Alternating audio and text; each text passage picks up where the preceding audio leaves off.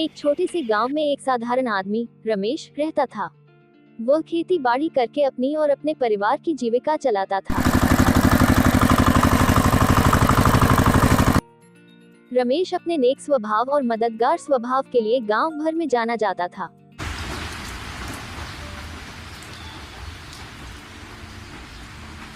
एक दिन गांव में एक भयंकर बाढ़ आ गई।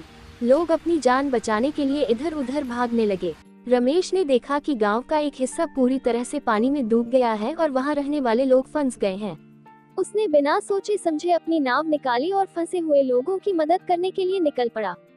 रमेश ने कई चक्कर लगाए और दर्जनों लोगों को सुरक्षित स्थान पर पहुंचाया। उसी समय रमेश को पता चला कि गांव के दूसरी ओर एक बुजुर्ग दंपत्ति फंसे हुए हैं।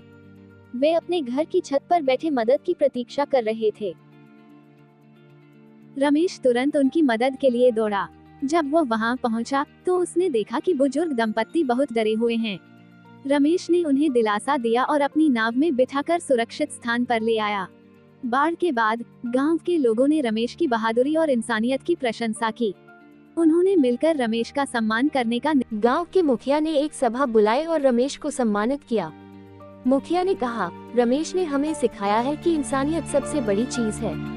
जब हम दूसरों की मदद करते हैं तो हम असली इंसान बनते हैं। रमेश ने मुस्कुराते हुए कहा, हम सभी इंसान हैं और हमें एक दूसरे की मदद करनी चाहिए।